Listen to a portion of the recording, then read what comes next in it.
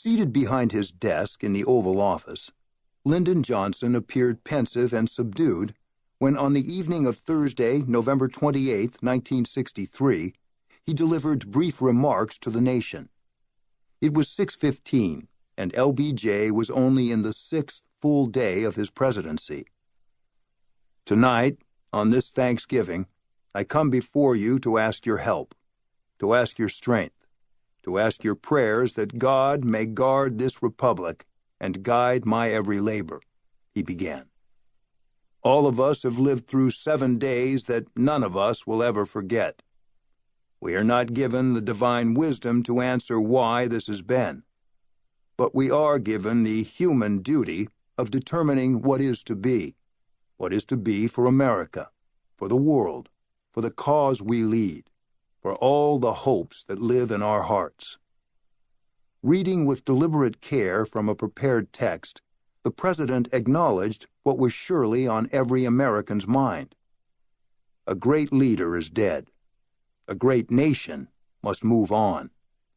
Yesterday is not ours to recover, but tomorrow is ours to win or to lose.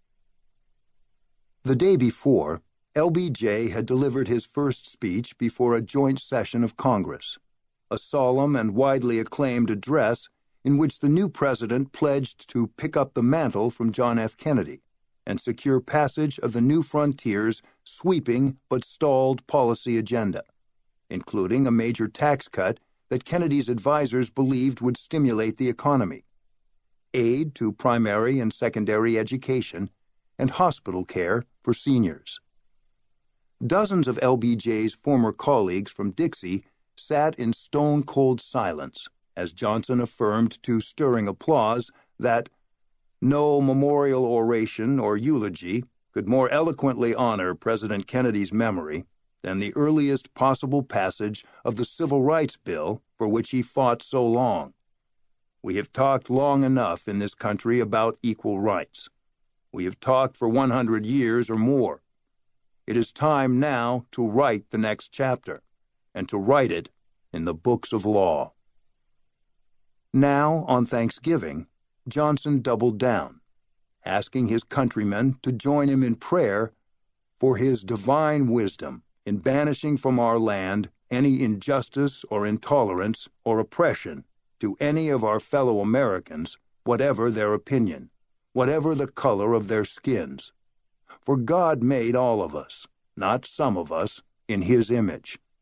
All of us, not just some of us, are His children.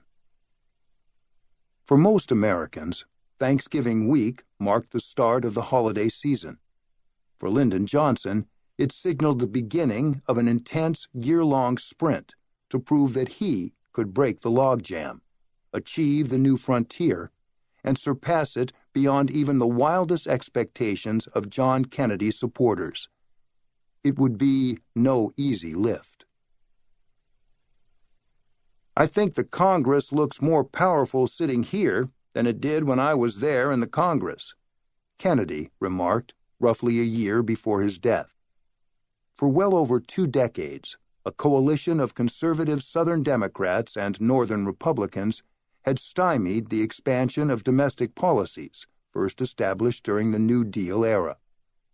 In the Senate, an institution that the journalist William White once dubbed the South's unending revenge upon the North for Gettysburg, conservatives made frequent use of the filibuster to prevent social welfare and civil rights legislation from coming to a vote, while in the House, powerful Southerners kept such measures forever bottled up in committee.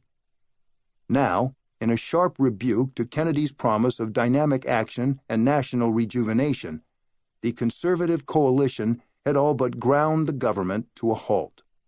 Not only did the House and the Senate refuse to take up key new frontier measures, they also refused to pass 8 of 12 routine appropriations bills, thus leaving whole parts of the government unfunded and operating on a continuing resolution that set spending at the previous year's levels. Congressional Quarterly deemed the state of affairs unprecedented, while Walter Lippmann, the dean of American journalism, bemoaned the scandal of drift and inefficiency that had beset Washington. This Congress has gone further than any other within memory to replace debate and decision by delay and stultification. This is one of those moments when there is reason to wonder whether the congressional system as it now operates is not a grave danger to the Republic. Yet, as Harry Truman famously asserted, the buck stopped with the president. A week before Kennedy's assassination, the columnist James Reston noted, "A vague feeling of doubt and disappointment about President Kennedy's first term.